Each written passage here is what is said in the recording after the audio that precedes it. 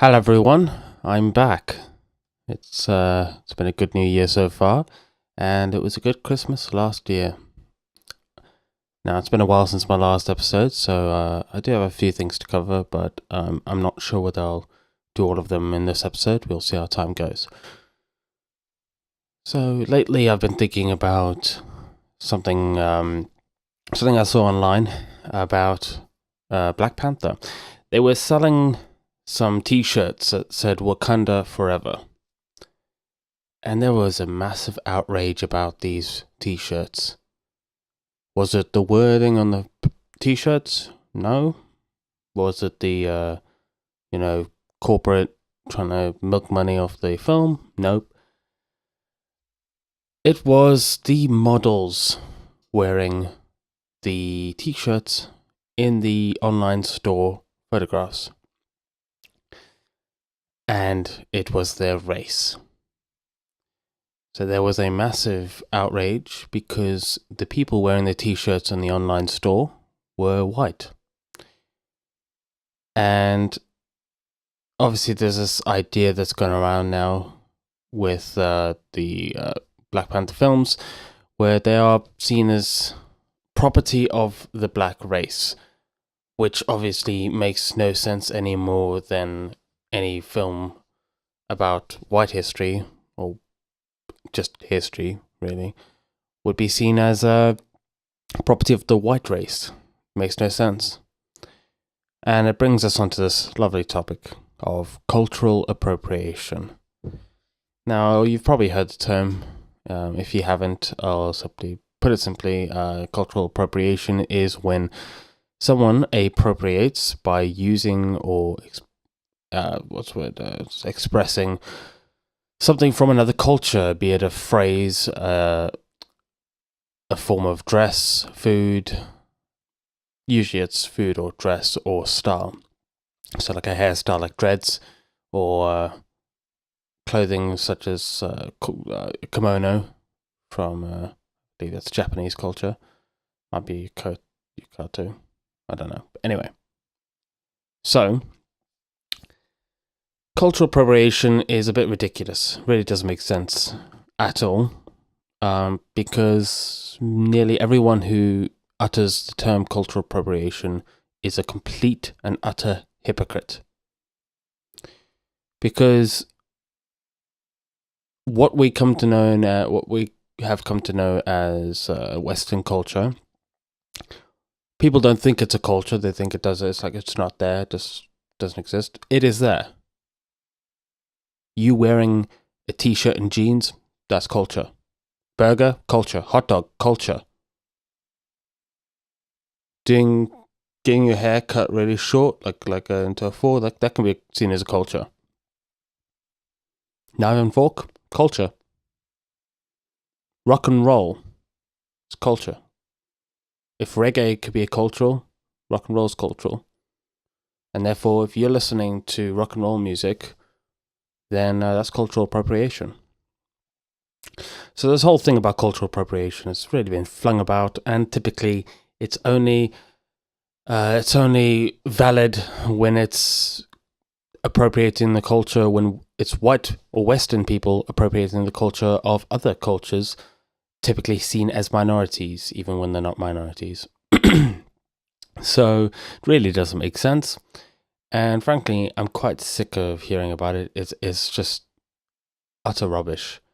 I thought to myself I might make a video about this in the future, just sort of taking the piss out of the ridiculous hypocrisy of those who spout on about cultural appropriation.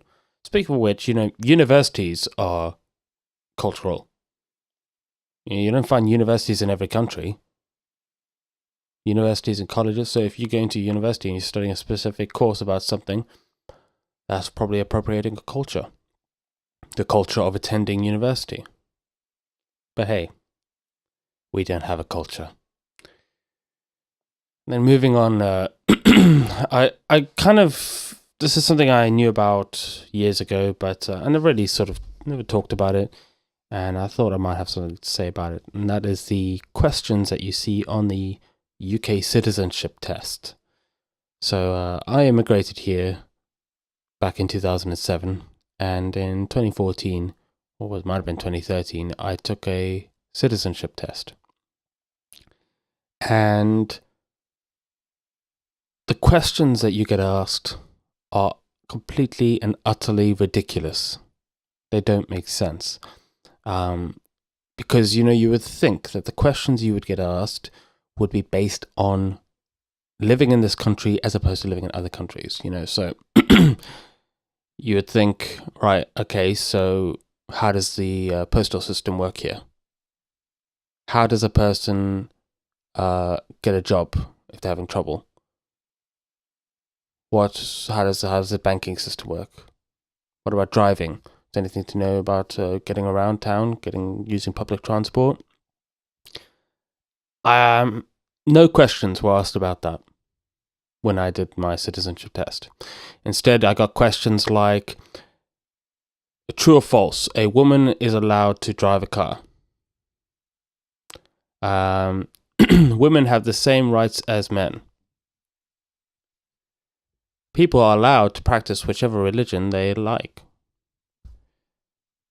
Now, ask yourself, who do you think is targeted in those questions? It certainly wasn't me from South Africa. Don't think it's anyone from the United States, or from China, or Japan. I'm sure I don't need to say it. I'm sure you know exactly what I'm on about. And it really doesn't make sense. People are coming to this country, they need to know how to live in this country. Instead, what you've got here is these questions which are kind of trying to deprogram them, or just get them to tick all the little boxes that says, I'm an okay citizen. Which, based on evidence in the last few years, or in the last decade, doesn't work anyway. Really doesn't work.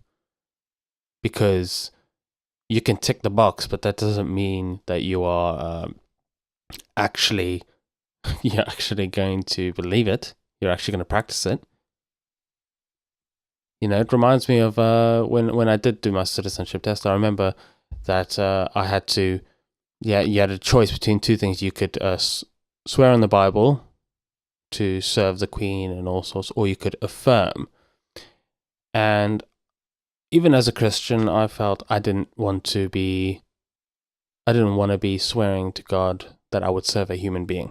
I didn't think that was right, and I don't think I believe in that. I don't think I'd be able to say that and actually believe it. So I chose to affirm. So I was just ticking a box. And it's the same with a lot of these people who are filling out these questions, is that they're just ticking the boxes that say that they're okay. They're greenlit on their being allowed into this country, being allowed to be citizens of this country. But really, in the end, they're not actually believing the things, and they're not actually proving that they can integrate and be a part of British civilization, British society, because the questions they're asked are just, they're completely meaningless in actually practical efforts of living in this country and actually showing that you understand the culture of this country. At least the parts that matter, not just the parts that, because obviously me coming here as a South African, I had to learn very different things. I didn't for 1 second think, oh, okay, yeah, women have the same rights. That was not a question. And so clearly the citizenship test is focused on a very specific culture, very specific group of people. Right. So another little thing that came about this is quite recent, although at this point when I wrote it down, I think it's been a few weeks now.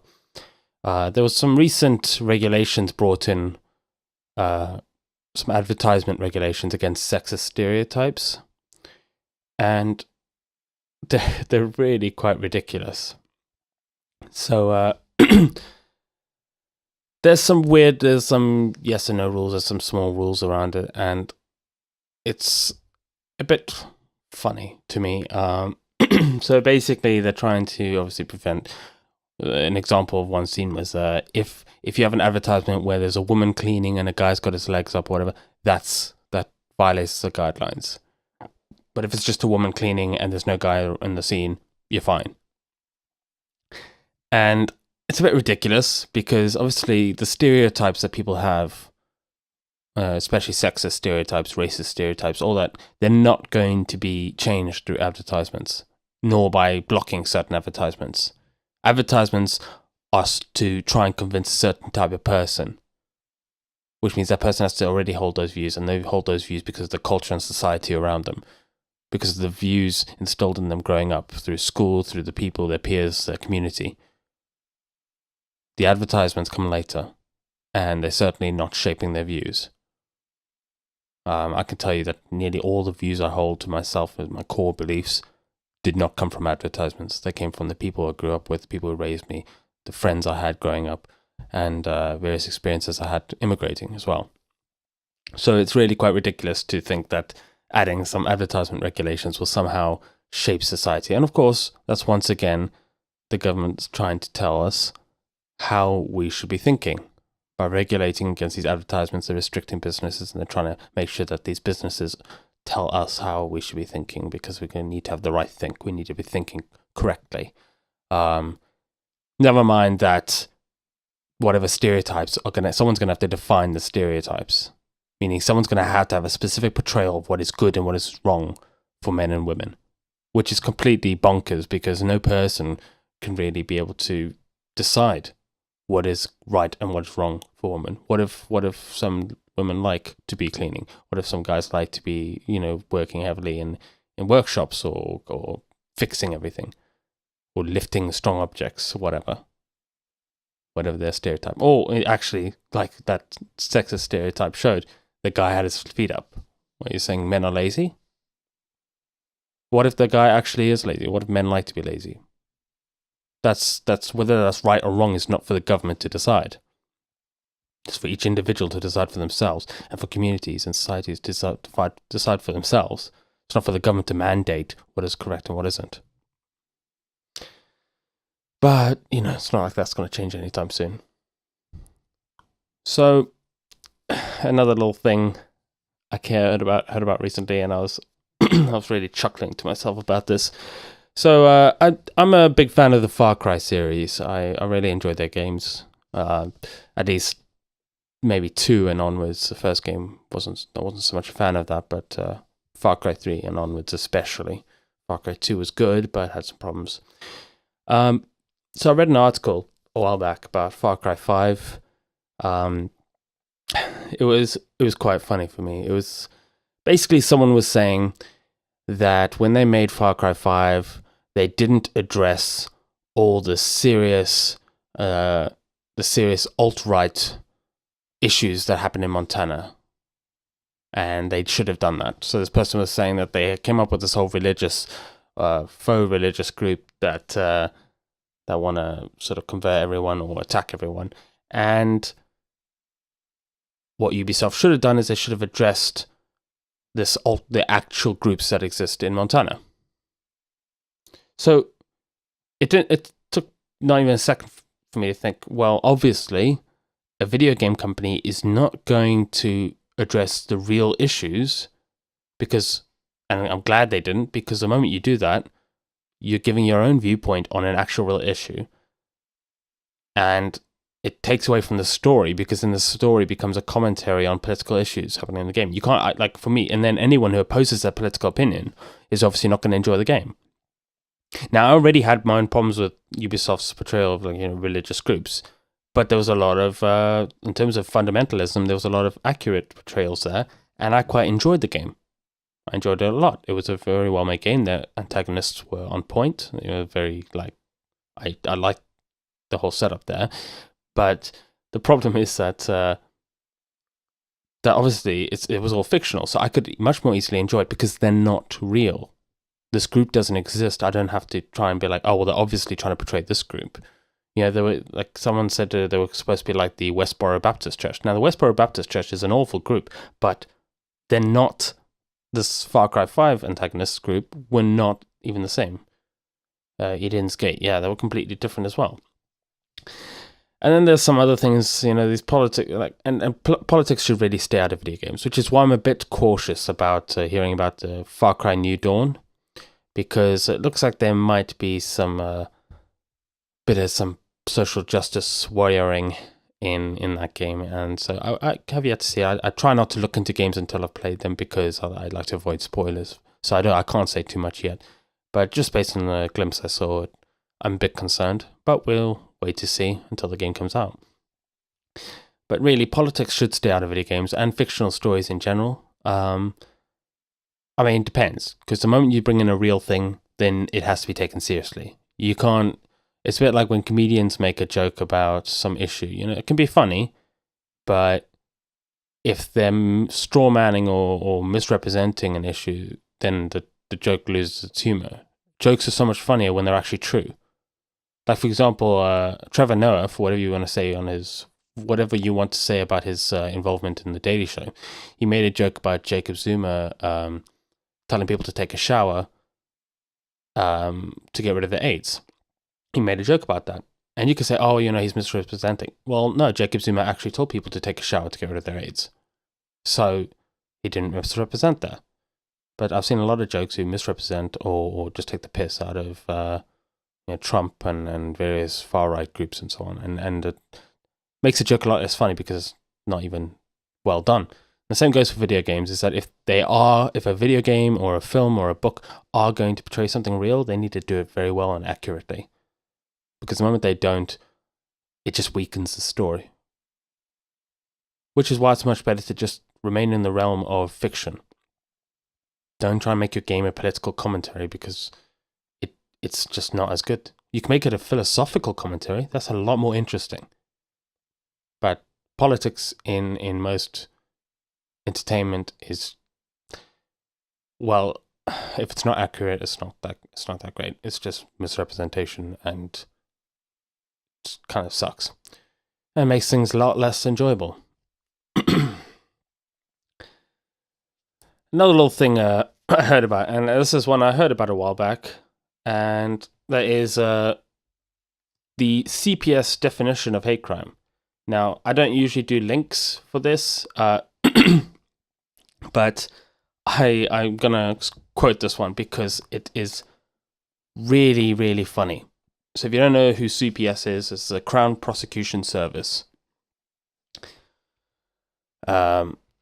And so, yeah, obviously they are a police branch. Now, I'm going to read this out, okay? So their definition of yes, I'll just start reading this right. So the following definition has been agreed between the police and CPS for identifying cases involving hostility based on protected characteristics. So here is what they describe as hate crime, okay? Any criminal offense which is perceived by the victim or any other person to be motivated by hostility or prejudice based on the person's disability or perceived disability, race or perceived race, religion or perceived religion, or sexual orientation or perceived sexual orientation, or a person who is transgender or perceived to be transgender. So, I cannot even begin to think of how broad that definition is. It's so utterly broad that even someone who thinks there's an offense could be committing an offense themselves. Because, to try and portray one, okay, so let's say a man says a word to someone, and they're just saying a word, right?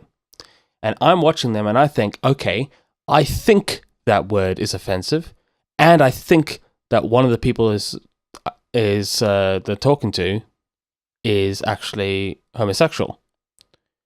So now I've just revealed that I've assumed that the person there is homosexual, even if they're not, and I'm assuming the word is offensive or intended to be motivated by hostility or prejudice.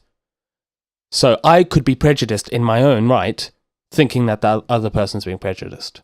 And obviously this is going to be shown to be true. I have no doubt that there will be cases where this is shown to be true. But it obviously makes absolutely no sense to allow subjective opinion to become law. The law isn't meant to be subjective. It isn't meant to be applied depending on what someone thinks, purely on what someone thinks. You need facts in there. You need evidence. You need actual substantive proof that can actually be used to convince someone. But if you're just saying, oh, they think that this person is accusing them of something because they think it's an offense based on what they think the person is, there's far too much opinion and subjective thought there. So it really doesn't make sense. And the fact that we've got government enforcing this is utterly ridiculous, and it just shows how far away they've gone, how far they've gone with really just ratcheting up the use of hate speech and hate crime, and just using it to prosecute and punish those who think wrong and those who do the wrong actions. It really makes me fear for the future of this country, the future of Western civilization, because there's similar things happening in the US, and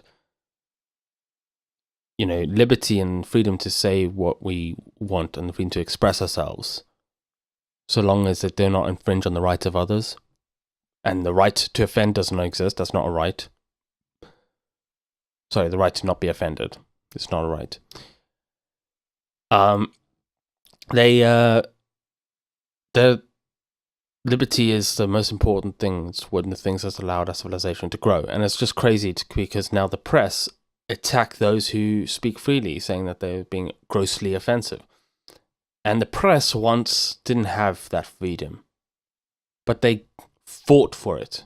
And now the press has that freedom, and now they spit in the face of the freedoms that they received because they've forgotten history for some reason.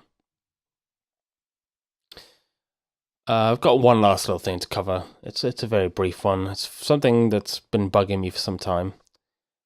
And that's the sort of catch-all term of Asian. So, to me, the term Asian is used too widely, as we hear when we talk about Asian rape gangs. Now, the problem is that when people say Asian, they could mean anyone from Pakistan to Japan. Now, if you can't see there's a difference between between Japan and Pakistan, then clearly you're missing the picture there, because that's one of my problems with this Asian rape gang, is it allows people to. It's like if someone from the UK murdered someone in the US and they talked about those British murderers. You're allowing the murderer to sort of alleviate his direct responsibility for what's happening. And a lot of these rape gangs are all coming from the same area. It's been proven, and so you're allowing them to sort of relieve them of the direct responsibility for what's going on. And the country from which they're coming from, the places they're coming from, have direct responsibility, there's direct correlation. And instead, what we're saying is, oh no, it's just Asian rape gangs. And you're including and associating tons of other groups from other countries that are much more ordered in this catch-all term. And it's quite, honestly, I find it disrespectful. Because when people say Asian rape gang, obviously I'm not thinking of Japanese guys. I'm not thinking of Chinese guys or Korean guys. I'm not thinking of, trying to think of what other people might be included. Malaysian guys. I don't think it's Malaysian rape gangs. If you're gonna use the term, use something a little more accurate. No one's talking about those white rape gangs, because then you're including everyone from Iceland to, I'm trying to think of other places. Iceland, you've got United States, Canada, United Kingdom, Scandinavian countries like Norway and Sweden, and yeah. So these catch-all terms are just ridiculous. Like when people say Scandinavian countries, that is actually a little more accurate. You've got 3 countries that have similar histories, similar backgrounds, and even if I've got a book It's a language book for translating the 3 languages. I've got it right here, and it translates the 3 Scandinavian languages. So it's extremely useful. So it translates Danish, Norwegian, and Swedish. And so you can see the similarities in the language because they are similar. But would you say Japanese is similar to Arabic? No. They're not similar. So the idea that you would then say Asian rape gangs, putting them all in the same group, makes no sense. Anyway, that's all I've got for today's episode. I'll have more the following weeks, but for now, that's what I've got. Hope you tune in. If you have any feedback or criticisms of some of the stuff I've said, feel free to comment or message me. And as per usual, a lot of what I'm saying, well, most of what I'm saying is pretty much all opinion. I'm not going to research it and study it. I do know that there are facts to back up some of what I say, but a lot of what I'm saying is opinion. If you'd like to see any evidence for some of the stuff I've stated as fact, then please ask. I'll see what I can find, or I'll have to admit in the following episodes that I was incorrect, which I'll gladly do if I can't produce any evidence. Anyway, that's all from me. Till next time.